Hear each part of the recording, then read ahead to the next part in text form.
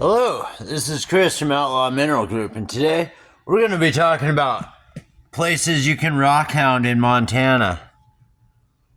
Now, obviously, anybody who has a geology book could probably figure out some places and some minerals in Montana and where you can find them at. And to those people, I say, yeah!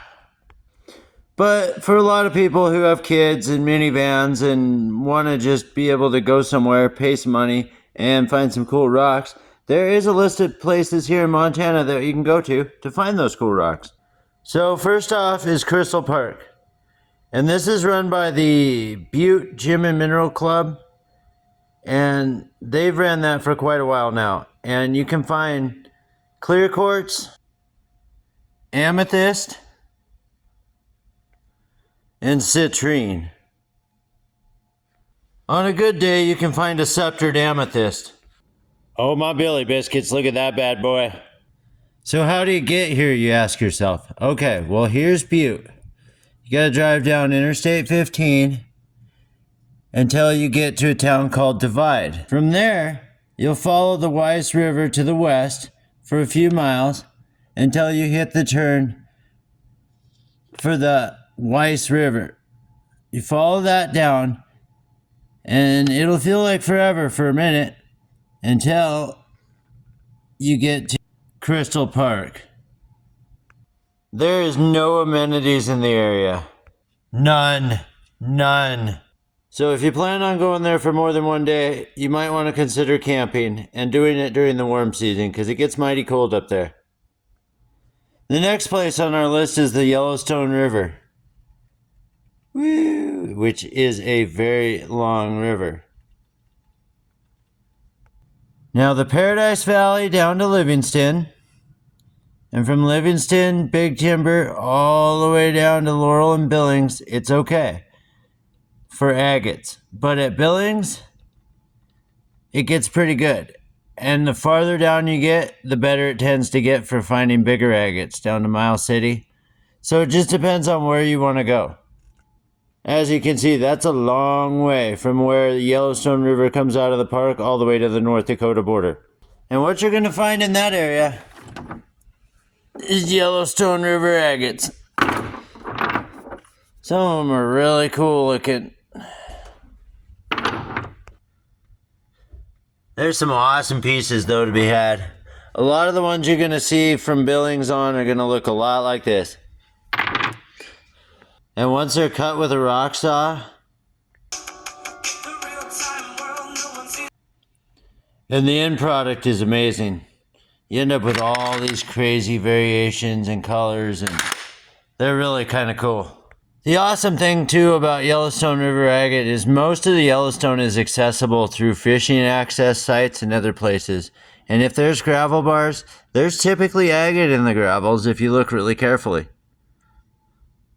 The other cool thing about Yellowstone River agate prospecting is that if you're ever traveling through on Interstate 90, it travels right along the Yellowstone River.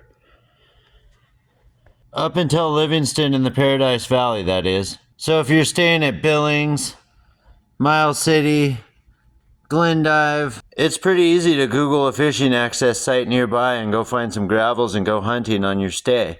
At least if you're from out of state. Plus, if you're in Billings, you can always stop at Outlaw Mineral Group. You know, I hear they're cool. Anyway, if you're staying from Forsyth to the North Dakota border, that includes Miles City, Glendive, and in Sydney, you have the option to be able to hunt for Montana dryhead agate as well. And some of that can be absolutely splendid world-class agate. Oh, biscuits, look at that. Another place you can go, if you're looking for sapphires, is Jim Mountain. And they produce a really good quality sapphire out of there, that's for sure. During the summer months, you can actually go to the mine and pan your own sapphires out of the gravel. And in the winter, you can go inside their shop and do it as long as they still have gravels available. But they sell out fast. Jim Mountain charges a fee, but you're probably got a good chance of finding a sapphire as long as you work at it. So it's totally worth it, but it's off the beaten path, so you got to kind of plan the family trip to there. And there's not much around there, so you may want to consider camping in the area or staying in Phillipsburg, but you may want to book a room in advance. Jim Mountain Sapphire Mine is right here. It's at the base of Skalkaho Pass, and the closest town is Anaconda or Phillipsburg. Hamilton, unfortunately, it takes a while to get over there. The Skalkaho Pass is unpaved, at least the last time I was up there, and it's always closed in the winter, so don't count on going from Hamilton over. You got to go up through Missoula and back around if you're coming from Idaho or somewhere like that to go sapphire mining, that is. In Helena, there's several sapphire mines, and they've been known to produce a really good quality product. There's 3 different mines in the Helena area, and the cool thing about the Helena area is there's actually Helena and lots of hotels close by because it's a pretty good sized town.